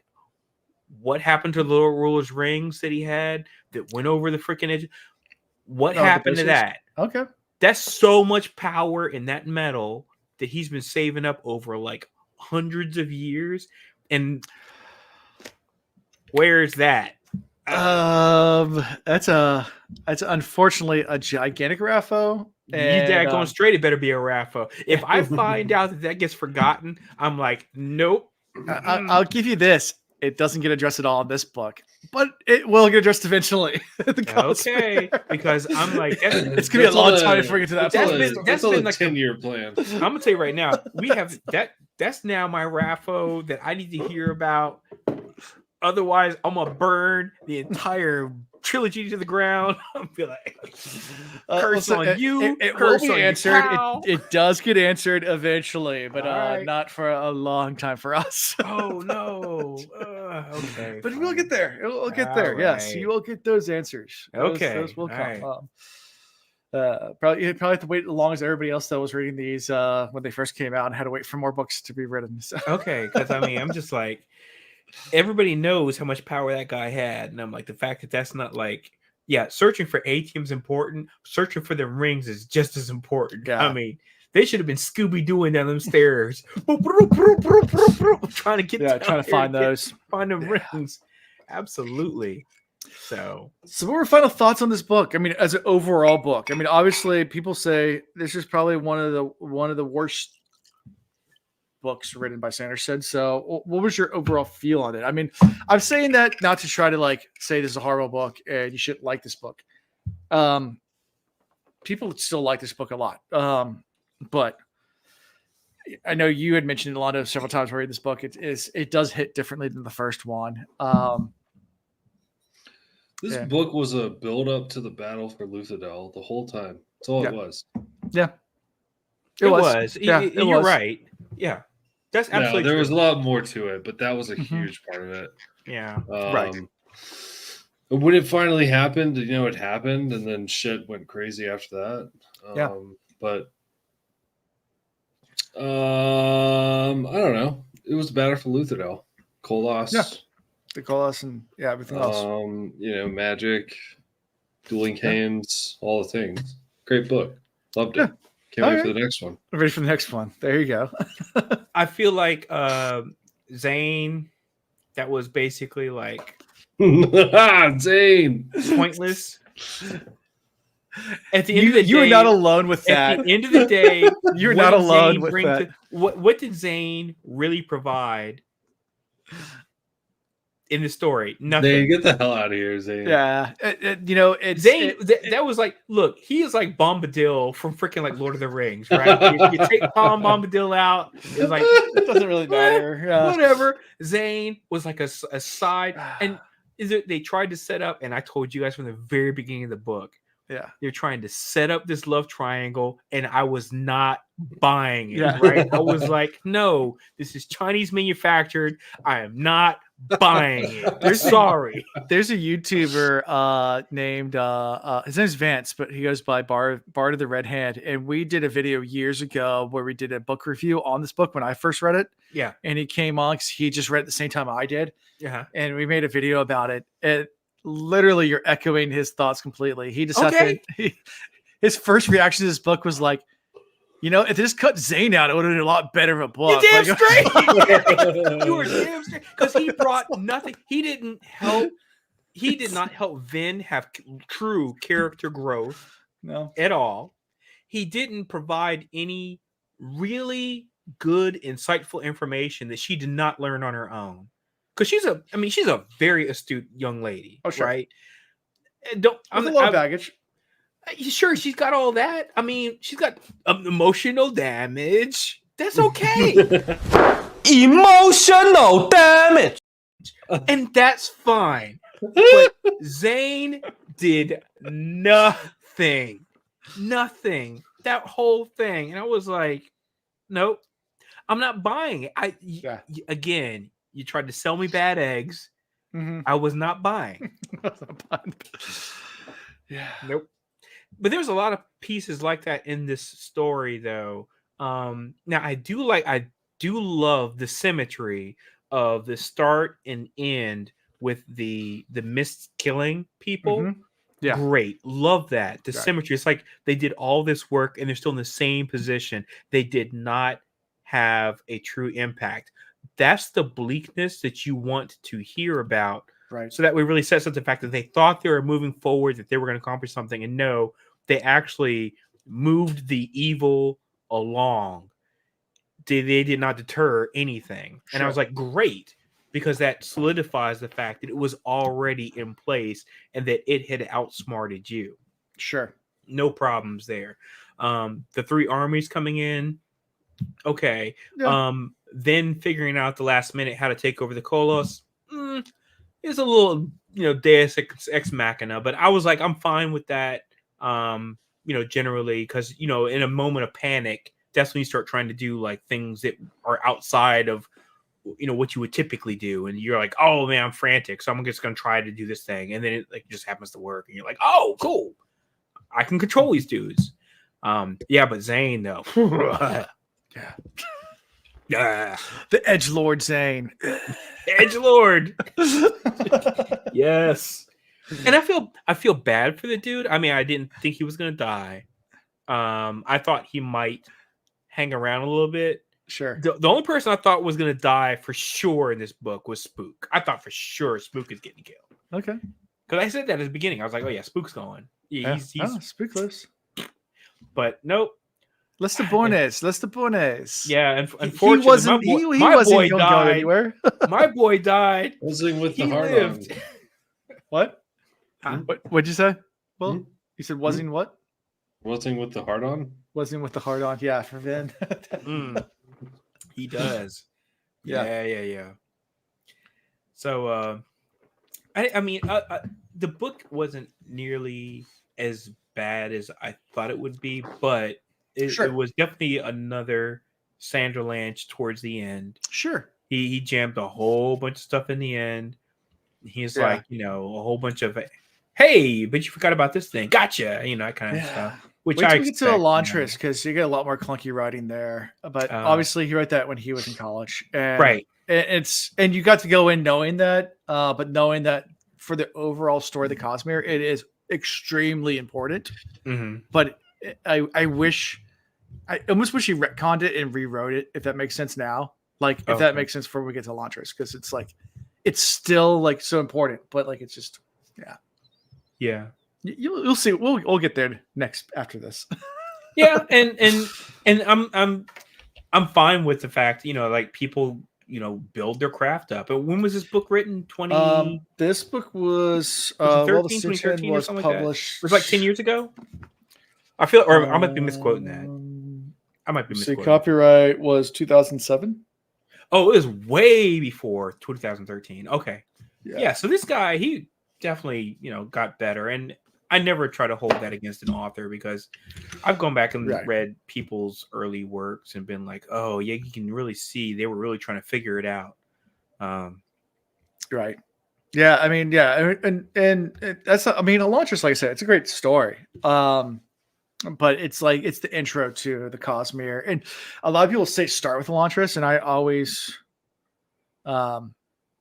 say no. I always say start with Mistborn. Just because it's still an early work, but he's a little bit. I think we started in the perfect place. Yeah, I stand by that. Yeah, it's a little better. Because I I came into it not understanding what the heck was going on, Right. but it was explained. So like we got there. You know, Hero of Ages came out a year later, so that was 2007. Hero of Ages was 2008. Elantris was published in I think 2005. Yeah, 2005. okay. So 05 was Elantris. 06 was Mistborn. 07 was what we just read, and 08 was. So this was a few years after Dark Friend. Alan is Dark Friender. Yes, I am a Dark Friend. Go back to little time references. Nice. You're a Dark Friend? I didn't know 100% a Dark Friend. Hey. Man, some of the Dark Friends, they pop up out of nowhere. Again, Spanish Inquisition style. You're like, I didn't know you were a Dark Friend. Yeah. Gotcha. 100%. But yeah. So we'll get to all that in due time. But yeah, and that takes place on the planet. This takes place on the planet of Scadrial. Elantris is on Cell. We'll get to all the planets eventually and talk about how they're all related. But gotcha. Hey, Alan, which Wheel of Time book did you guys just finish up? We just finished Winter's Heart. Oh, okay, gotcha. Oh, you guys are like really moving along then. Mm-hmm. Okay, shoot. Yeah, it's the it's the epitome of Wheel of Time right here. It's that's a wrap. It's in. It's locked in. Epitome. Gotta do it. Yeah. No, we're not going to the next book yet. We're actually going back and doing New Spring next. Oh, okay. So that's the New Spring is the prequel to all of Wheel of Time. Oh, yeah. It's a little small prequel, and you're not which I still have not read, by the way. So maybe I might be checking in with you guys on that one. Yeah. So we're starting that next week. We're starting the first 3 chapters of that. Cool. So, yeah, that's what's up. So that timing works out really perfectly for me because again, I had never read it, so now I can go ahead and read that and kind of just tag along with you guys while you're doing that. Yeah, it's a fun little. It's short. It's not a long prequel. Right. It's not a long. We should be through in like a month and a half. But it's like how Moraine started the whole fighting Rand thing. Yeah, but right. No more for spoilers for anybody who listens to this and doesn't do Wheel of Time. Anyway, favorite character from these chapters. Will, you have first rights. Eminem. Eminem's the first. That's your Marsh? favorite character. Yeah. Slim Shady. Marsh. Slim Shady. Marsh. Slim Shady. Mm-hmm. Marshall. No, I'm not Marshall going to take Mathers. that from Orlando. I'm not going to take that from Orlando. My favorite What, character. Marsh? Oh, no, I'm not taking Marsh. No. Okay, then I will take Marsh. All right. Eminem. Yeah. Slim Shady. Chicka. Marshall Mathers. Okay. For all intents and purposes. All intents. Wait. I'm like, I need to read all these things, but these chats are coming up. You're going ham on this. Will's just in chat going crazy. Holy jeez. I'm trying to boost the algorithm. Nice. There you go. All these acorns. I love them. So my favorite character, I'm gonna go with the Mist Wraith. The Mist Wraith. Okay. Yeah. The red Mist Wraith crawling behind Ellen. Because that Joker has the strongest pointer finger of all time. He'd be pointing. I'm gonna go with the guy that has one line in the entire chapters, which is "I am free." Whatever that guy is, is that just got released from the well. It's my favorite character. I am free. He's like, so basically the guy that has a Dave Chappelle line of "Gotcha, bitch." Yeah, that's my favorite character. That's your dude. So keep an eye out for that guy in the future. That's right. Future. Right. His name, you're like, oh man, it's great. I think you get it pretty soon though in the next book. So, well, I'm gonna call him. Spoiler call him Long Con Silver. Awesome. Yeah, I think he actually is mentioned in the prologue. Okay, yeah, he does. Okay, cool. So next time we'll be doing let's see. Oh, we're doing a lot. Sorry guys. We're gonna start with a bunch of chapters again. The short chapters though. So we're doing the prologue, chapters 1, 2, 3, and 4. So I did the prologue 1, 2, and 3, and 4 of Hero of Ages. Next time. Too much for me. Sorry. It's too much. All right, you're out. Will's out. Bye, Will. It was good having you, man. It's really shorter than most things that we covered. I think let me double check and see word count wise. It's shorter than what we covered tonight. It's shorter than we covered in the last 3 episodes. It's 4 chapters. Okay, I mean we did 5. Technically, we did 5 chapters tonight, so we're good. Yeah, it's gonna be 5 chapters again. So prologue, and 1, 2, 3, 4. Yeah. Cool. So through chapter 4. Look, as long as the prologues aren't as long as freaking Jordan's prologues, they're like, I'm like, how is this like a 50-page prologue you did? Wait till we get to this guy. Oh no. Wait till we get to this guy. I remember one time I was reading the book and I was like, and then it's like it got to the end of the thing. It was like chapter 1. I was like, wait a minute, I've been in the prologue the whole time. Stormlight Archives is definitely, in my opinion, the quintessential, like the top-notch Sanderson writings. The problem is you can't start with Stormlight. You can, but as a new reader into Cosmere, you shouldn't because it is so much being thrown at you in the first half of the book. It's like the prologue and there's a prelude and then a prologue, and that takes up like half the book. You can't have both. You have both.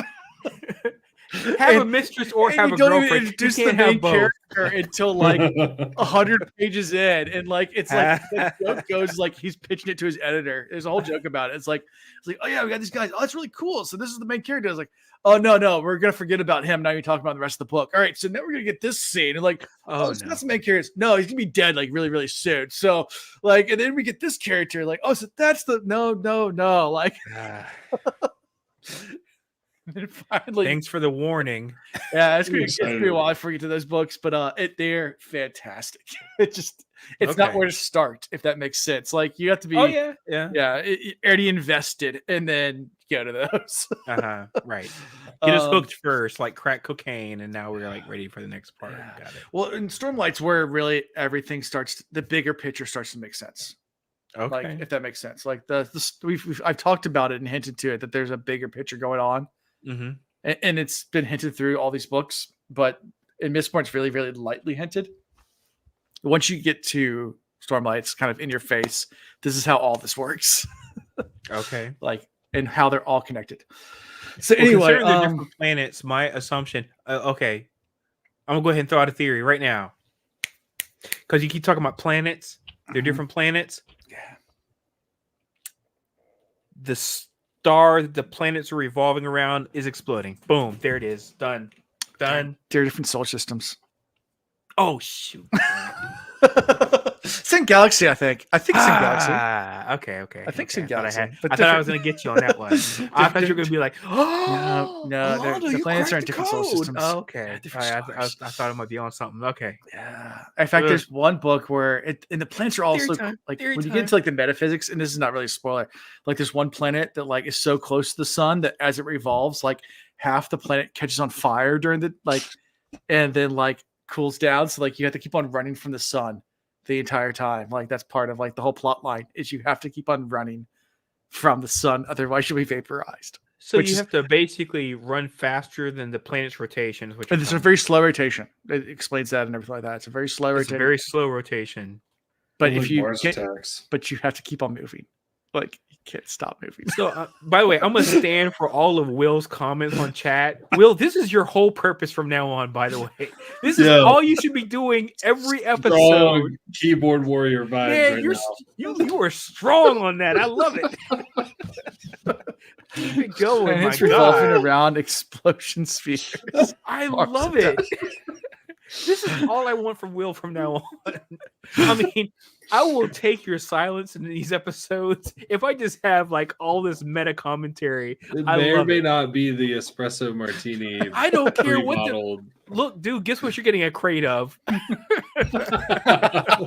I'll fucking welcome that all day. Thank you, sir. For anyone listening to the podcast and does not watch us on YouTube, Will likes to spam our chat. So go check us on YouTube for any of those see these comments. those little Easter eggs that Come at me. Come at me. Chat with me all day. all day. I will chat back. Yes. What's the thing you spam all the time in Rocket League? Okay. That's okay. Okay. Anyway, any other thoughts from this book or any other? Oh yeah, so for next week, I know we did this last time. I want to make a little slight change to it. Do you guys want to do the bingo again? I know we got like 3 episodes in last time, but it made it through actually. Oh, bingo! Yeah, let's do that. So we'll do bingo again. Wait. More importantly, Kettle One, what? They make a cocktail? Yeah, it's pre-bottled espresso martini. Not know this, Espresso sir. I got Kettle 2 of One them. cocktail cannot be a bad thing. They're both delicious. Espresso martinis. Will, thank you for that heads up, man. I did not know they made a pre-made cocktail, so I'm gonna give them that. Bro, my dad got me these for Christmas. Hold on, I Nice. got 2 more. I'm gonna show you in a sec. Hold on. Okay. Yeah, I'm gonna hang around for this. Shoot, yes. We're now on alcohol reads. Alcohol reads is actually that's the podcast we're trying to set up now. So, you know Bullet bourbon. Yeah. They got Bullet. the Bullet. Now Manhattan. that one I've had because they Okay. make a Manhattan and they make an old fashioned, which is Yeah, There dude. you I go got in the these for orange. Christmas, dude. I'm so pumped. yeah. Get on Drink that. these right By the now. way, I'm if you're on looking tonight. for a cheap-ish bottle that's really, really good, but I'm drinking tonight, Oh, benchmark is Ooh. but it's the top floor one, so it's not it's a little bit higher the benchmark. So you gotta pay $1 extra. Yeah. When we all caught up together at the Steak and Tonic. Mhm. That's what my boy behind the bar was telling me was that Sure. Benchmark is like his favorite, Sure, I yeah. like never diamond in see the rough. Benchmark. And So he says it's, benchmark like, comes in plastic exceptional. bottles. The top floor actually comes in glass. It's a little bit Where the hell better. On that. But It's still, made, their stuff it's- is great. This is made by Buffalo Trace Distillery. Same as Buffalo Trace. Oh, shit. Same juice as Buffalo Trace. It's just a lot cheaper than Buffalo Trace and easier Yep. to find because nobody knows that it's the same thing as Because Buffalo Trace. they share the same mash bill. Yeah. Is that So it's whiskey like- or bourbon? It's a bourbon. That's a bourbon. Yeah. Yeah. Same mash build as Buffalo Trace, as Pappy. That's the same mash build too. Blanton's has the same mash build. They're all made by Buffalo Trace Distillery. Yeah. And then what's the other one? Willet. Yeah. Has the same mash bill. Yep. Again, So- all of those. So So I mean, Pappy's going to be your most expensive bottle, most rarest bottle to find. It's going to be running a couple $100 if you can win the lottery and get it. If you want to get it on the secondary market, it's about $1,000 a bottle. yeah. It's the exact same And mash build, so- and it costs $20 a bottle. It's- So Look, it is nowhere near worth that kind of money. I have spent. unless you have the palate to tell the difference between, Look, I will admit I have a bottle of whiskey right now. It's $400. It tastes like $400. I have had Pappy, and I'm like, I have had a Willet that tastes better. That's all I'm gonna tell you. And I'm like, I feel like it's way overpriced, but it's because of the quantities they offer with their releases every year. It's very limited, so everybody wants it. And Dude, I stand by Benchmark all the time. Benchmark, benchmark. Yep. So anyway, so next week, like I said, we're starting Hero of Ages. It's going to be fantastic. We're finally getting into the final book of this trilogy. We get a trilogy under our belt, and we'll finish just in time for Jordan Con if all things align and we don't take weeks off. Actually, even if we take a week off, I think we still got a week in there we could take off. Okay. I mean, and again, the week that I was talking about that I might not be available, I might, even though I won't be home, I might still be able to record kind of like I did when I went to. Well, no, so we'll record the last episode of Hero of Ages on the last day of March, so we still have a couple weeks built in. Cool. Perfect. Yeah, so we'll All finish before Jordan Con. Good. And be started into Elantris. So that'll be good. Looking at my handy dandy spreadsheet. Nice. We are doing massive chapter dumps this book just because they are shorter chapters. So Okay. page length the same, word count the same, just a lot. It's gonna be one of those things where it seems like we're reading a lot faster. We're not. It's just that the chapter's a lot shorter, so it's gonna be like 5-6 chapters an episode, and it's like, what are you doing? No, it's same word count that we've been doing before. They're just shorter chapters. All right, we trust you, man. So anyway, how we can be found is thecosmereads.com. You can find links to everything there. Find cool things like our merchandise. Get some Scott Stink merchandise. Yeah. Also find Frosty mugs, shot glasses, all that fun stuff. They're really quality Frosty mugs. I mean, this is the Will Reads one, but there are quality. It's jingling a little bit because I put screws in here because I had to take something apart. I need to put screws in something. But yeah, just randomly. I didn't know the microphone picked it up, but yeah. So go buy our merch. Find links there on their website. You can also find links to our shared Discord server that we share with the Will Reads. There's a whole section for Cosmere on that. So even if you don't get into Wheel of Time stuff and you want to just come for the Cosmere stuff, there's sections down there. Feel free to join in, comment, and interact down there. I love reading thoughts on people's Cosmere thoughts. So more than happy to have you on. By the way, I read all the Discord notifications I get. I don't respond to all of them. Yeah. Unless they actually call me out specifically. Yeah. But I love reading the Discord comments though. They're great. They're great. I love it. There's a lot of good stuff there. So yeah, do that. Also, you can follow social media, Twitter or X or whatever we call these days. I need to start posting more on there. I've laid off the social media for most of December, and that was personally. I know it's bad for a podcaster to not be posting social media, but at the same time, I wanted to kind of take a semi-social media break. Sure. Yeah. More for our mental health and for just because I felt like it was consuming too much of my time. And I've been busy. And I know I've been using that excuse for like a few months, but like life is really busy and it's not going to let up anytime soon. Yeah. But I will be posting more there. But just letting you know, that is where we share things occasionally. We'll be mostly on Twitter. We do have Facebook as well. I don't think I've posted maybe 1 or 2 things on there. I haven't checked it. So if you joined us in there, welcome, I guess. But I don't use Facebook personally that much. So yeah. Discord's where it's at. So join the Discord. Like and follow us anywhere, whether it's here on YouTube, the algorithm loves that stuff, or if you any platform, if it has the option to follow or subscribe, do those great things. Write reviews. I love reading reviews, both good and bad. In fact, I prefer the bad ones over the good ones. The good ones, I'm like, oh, it makes me feel good. The bad ones, I'm like, oh, this makes me feel like a piece of shit, and I love it. What kind of masochist are you? No, I get it. Talk dirty to me. No, it's I do. You're all about the improvement. It's like, okay, I know. I like constructive criticism. At the same time, it sometimes they make me laugh too, because sometimes people complain about some of the most obnoxious things in the entire world. I'm like, yeah, this is not your own personal podcast. I'm not going to change just for you. You'll get people that want like you to do something like change your entire formatting just for them because they don't like the way you format. I'm like, I want to do it just one time. I'll be like, this podcast just for Zenith. Yeah. Zenith came in with a really harsh review.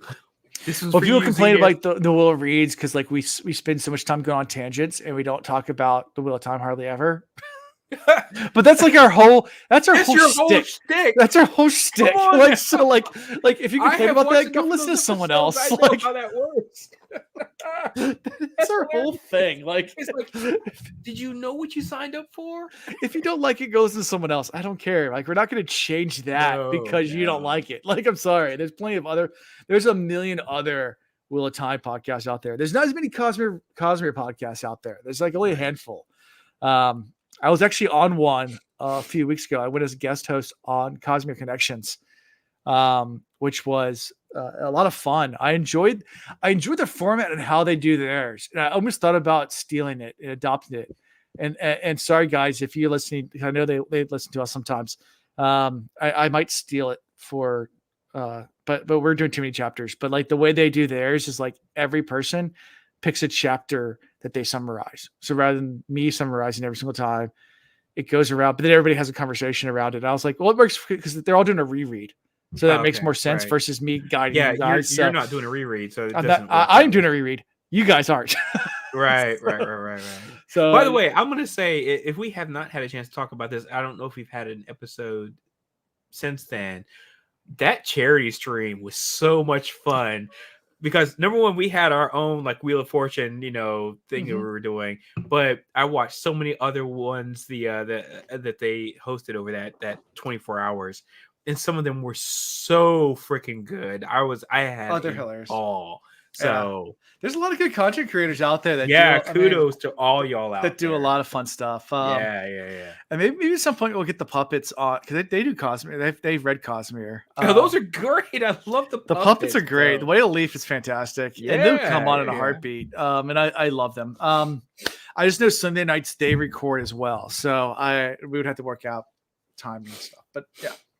We should collab with them one time. Yeah. I think they've read all of Cosmere, but yeah, if not less, it'll be still fun to have the puppets come out. If nothing else, we just have like one episode where we just don't talk the book and just shoot the shit. Why not? Yeah, some of the guys from Cosmere Connection are going to be coming on our stream as well sometime soon. Great. And I think we do have guests coming up. Who else do? Yeah, no one confirmed right now, but we do have some that are going to be coming up. So cool. Great. Yeah, Will, I don't know. You went dark for a little bit, but we are doing a bingo again. For next book. Bingo card. So for this one, the only thing I would implore you guys to do would be to do a lot more predictions. Because that's one thing I got feedback on. They wanted more predictions versus like random stuff. Someone mentions this or mentions that. Like they want more predictions. That's what everybody in Discord they can say. We want more predictions. I was like, okay, more predictions. More predictions. Wow, let me get my tinfoil hat on. Yeah, it could be most absurd or anything like that, and I'll randomize it, so I'll make it cool. So there can be something that you think is definitely going to happen. Or I got predictions for days. A lot of people don't know this about me, but I'm a big fan of predictions. So yeah, get ready. And then if he has a chance to do it early, that's when he does predictions. No. I'll be in the chat. I'll be in the chat. I'll be in the chats. Meet me in the chat. It up in the chats. Go ahead. Well, with all that being said, that's all I got for this week. So I'll see you all later, and thanks again. Happy New Year. Happy New Year, everybody. All right. See you all next time. Peace out. Thank you for watching the Cosmere Reads. God stinks, God stay fresh. God stinks, God stay fresh.